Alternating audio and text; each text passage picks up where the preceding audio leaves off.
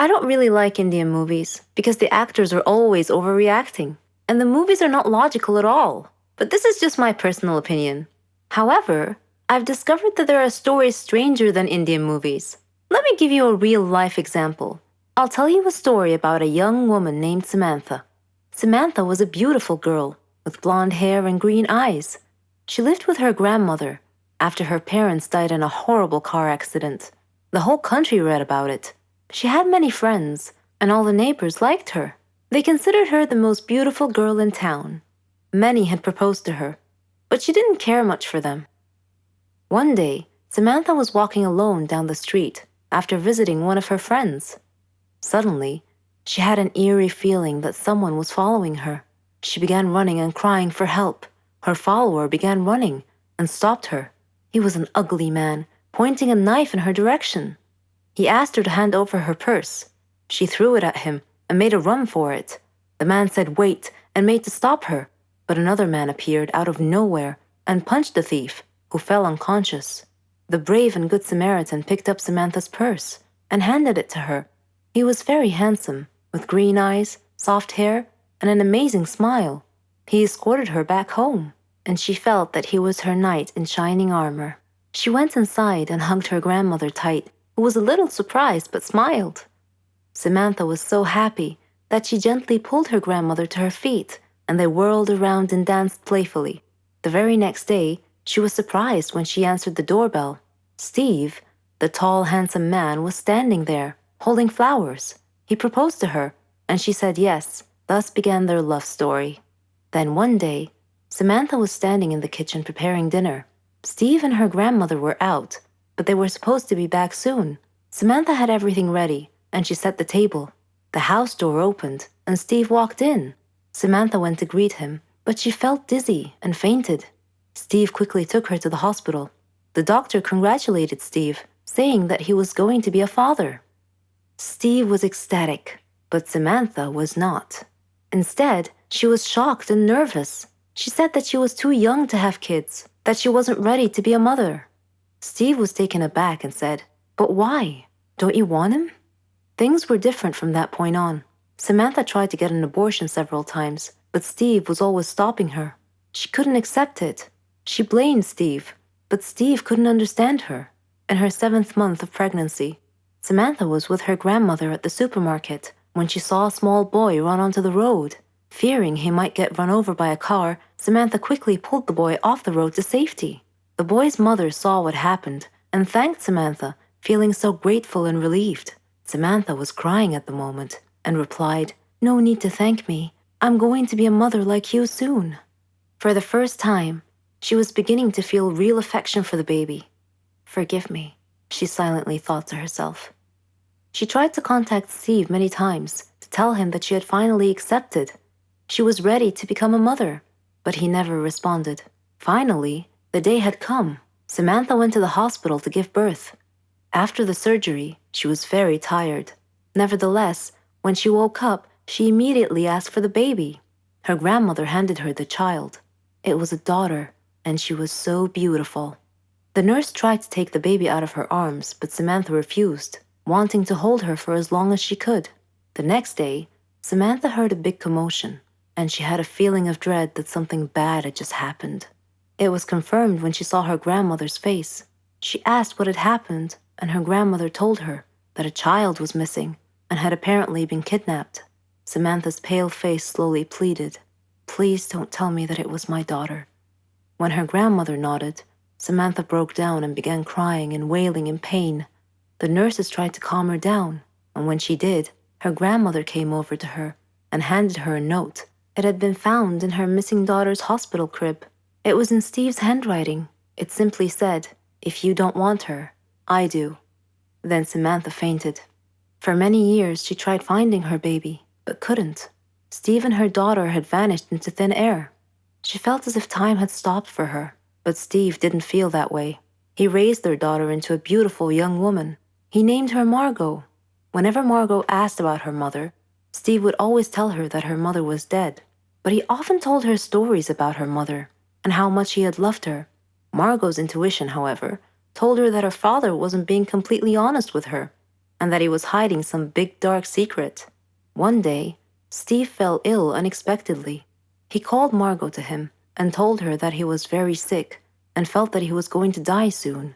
He said that he wanted to reveal a secret that he had long kept from her, that her mother was actually alive, and that her name was Samantha. He told her that he had kidnapped her from the hospital at birth because her mother did not want a child. He regretted it and asked Margot to forgive him. He gave her Samantha's address, and soon after, he died. After his death, Margot decided to go looking for her mother. I am Margot, and I am now standing at my mother's address. At her front door, I cannot predict my mother's reaction when she answers the door and I introduce myself as her daughter, but I'm going to hug her and tell her that I've missed her for so long. Every one of us has a talent. It may be singing beautifully, drawing artistically, writing poetically. We're all different. Our special talents make us happy. We are all unique in our own way, living in a world full of peace, love, and happiness. But what if our talent became our bane? Well, my talent did become my bane. Let me tell you how. My name is Jenny, and I'm 16 years old. I lived in a quiet neighborhood with my parents and my little brother Matthew. I didn't have a lot of friends or hobbies. I was only interested in social media, but I always had a feeling that I had something unique, something that distinguished me from others. Turned out I was right. It all started on my grandmother's birthday. My family and I were traveling to her home to celebrate the occasion. The road was narrow and bumpy, with a rocky shoulder on one side and a river on the other. Dad was driving too fast, so obviously, Mom was a bit worried. Conversely, Matthew was excited. It was raining so hard that day that Dad feared the weather might get even worse, so he was driving faster than he should have to try to arrive at Grandma's house quickly. I was worried too, but for a slightly different reason. I had a feeling of impending doom on that trip. The rain got progressively worse. There was almost continuous lightning and thunder. Suddenly, we saw a big truck that had stopped on the road ahead of us. Mom screamed. Dad swerved to avoid hitting the truck and lost control of the car, which had gone on one of its sides and off the road into the river. It was the most frightening situation I had ever experienced in my whole life. We went underwater, and I felt as if we were in an aquarium. Dad was unconscious, and his forehead was bleeding. Mom was struggling, and Matthew was paralyzed with fear, his eyes tightly shut. Then, my vision went dark. When I woke up, I found myself in a hospital bed, with a team of doctors around me. When I asked them about my family, the look on their faces told me that I was the sole survivor of that horrible accident. Several days had passed since the accident. I was having trouble sleeping. The doctors gave me some sleeping pills. They even tried hypnosis to help me sleep. Grandma came to visit me. She was very sad. She said I could come live with her. My whole life was turned upside down in an instant. A police officer at the hospital was kind enough to drive Grandma and I to her home. After he dropped us off, something strange happened. In a fraction of a second, I had a vision, a momentary premonition that something bad was going to happen to him. I saw him trying to catch a thief and suddenly crashing into another car. So I thanked him for the ride and told him to take care of himself, to be very careful. He smiled and said that he will. The very next day, as I was watching the news, I saw a report that that very same kind officer had died in a car crash, just like my premonition. Grandma was upset when I told her what had happened. I didn't tell her that I had foreseen his death because I knew that she wouldn't believe me. In fact, she might have even thought I was crazy. This strange turn of events happened again with one of our neighbors who visited us one day. She was a kind, lovely woman. I had a premonition that she would die in her kitchen due to a gas line explosion. I urged her to be careful with the cooking gas because it could be so dangerous, but she just laughed and said that she loved cooking and that there's nothing to fear. Grandma got a bit upset with me for making a big deal out of nothing. She said that I was just a little paranoid due to the accident, and that my imagination was getting way too overactive, and that I shouldn't try to scare people. Needless to say, the neighbor that I had warned did indeed die in a gas line explosion 4 days later. Coincidence? I think not. Am I somehow causing these incidents to happen? I couldn't help but think that I was somehow linked to the whole thing.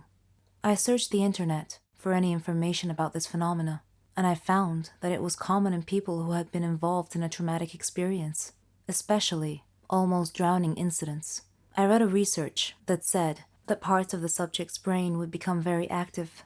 After our neighbor's accident, my aunt and uncle came to visit us. I had missed them a lot, but yet again, I had a premonition that they would have an accident going home, causing their car to explode and crash into the river. 2 days later, they were preparing to leave and head home.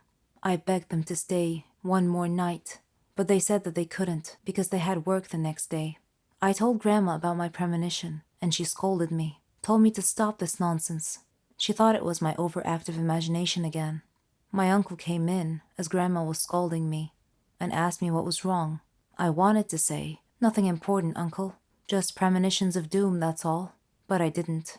I went to sleep instead and had a dream that Uncle was going to get run over by a car. Suddenly, I woke up to the sound of Uncle and Grandma's voices. They were talking about me, and it was raining outside. Uncle stood up and said that he had to get something from his car. I sat up straight and shouted, "No, don't go." Uncle said, "Jenny, it'll be fine. I'll just get something from the car." I couldn't dissuade him from going, so I followed him out. Uncle went out to his car and was standing by its door, which was facing the road. Then I saw the headlights. A car was coming down the road, driving towards us. I saw the car hit a flooded spot on the road and suddenly began sliding sideways, right towards Uncle. Instinctively, I made a decision to try and protect him. I had to at least try. I jumped in front of the swerving car. The driver saw me and tried to regain control. Suddenly, I felt a warm sunshine mysteriously coming down from the sky amidst the rain, and I felt calm and safe. And I had one final premonition before everything went dark.